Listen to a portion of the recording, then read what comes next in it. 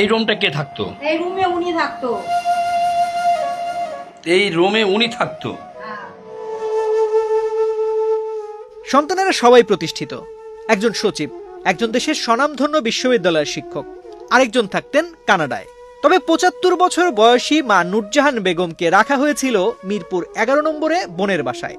৫ তলা এই ভবনের যে ফ্ল্যাটটিতে এই বয়োবৃদ্ধা নারী থাকতেন, সেখানে ঢুকলে মনে হয় এ যেন কোনো এক বস্তির পরিত্যক্ত ঘর।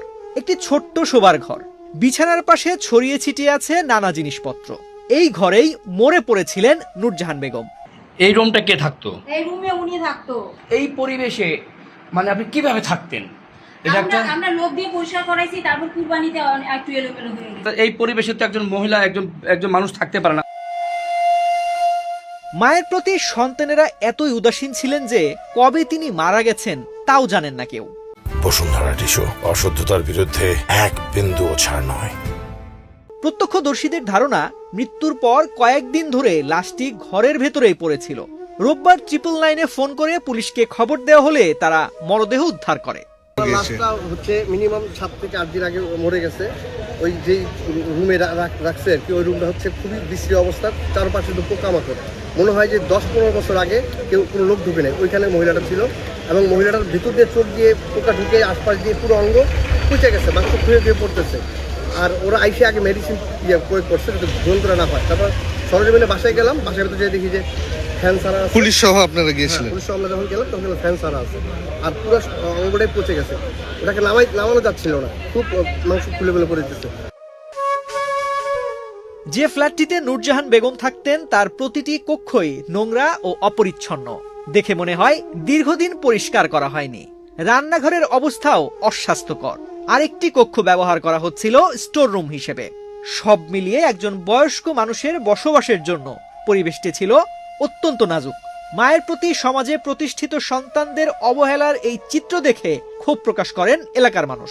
তার এক ছেলে হচ্ছে সচিব খুলনা থেকে, আরেক ছেলে হচ্ছে আপনার আশিকুর রহমান ভোটের শিক্ষক, আর যে ছেলেটা মার্কেটিং করলো সে কানাডায় থাকে।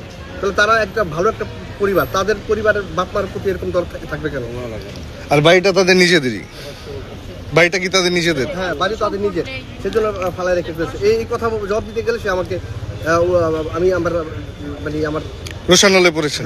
আর যে মহিলা এখানে থাকে সেও মানে বাসা ঘরের যে অবস্থা, মেন্টালি সিক বলা যায়, মেন্টালি সিক। এরাই আমাদের সুশিক্ষিত সমাজটাকে কলুষিত করতেছে।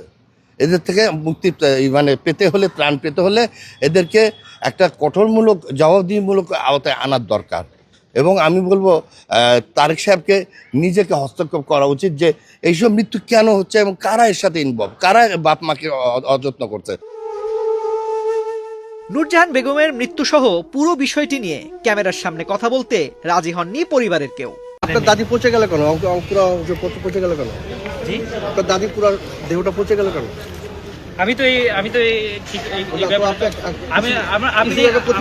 প্রতিবাদ করবেন কিছু লোক আপনার না না, হাত দিবেন না, ক্যামেরায় হাত দিবেন না প্লিজ।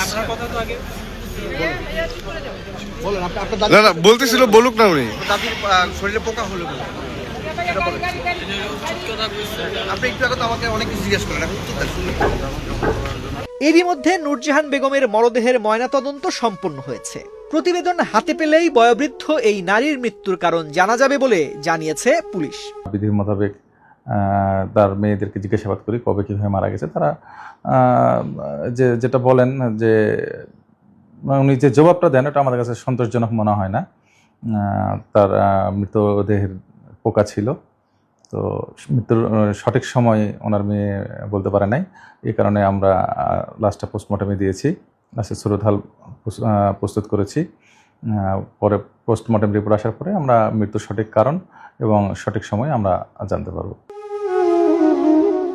একজন মা যিনি হয়তো একদিন এই সন্তানদের হাত ধরে স্কুলে নিয়ে গেছেন, অসুস্থ হলে নির্ঘুম রাত কাটিয়েছেন, নিজের সুখ বিসর্জন দিয়ে তাদের প্রতিষ্ঠিত করেছেন, কিন্তু জীবনের শেষ অধ্যায়ে তার ঠিকানা ছিল নোংরা অপরিচ্ছন্ন একটি ঘর।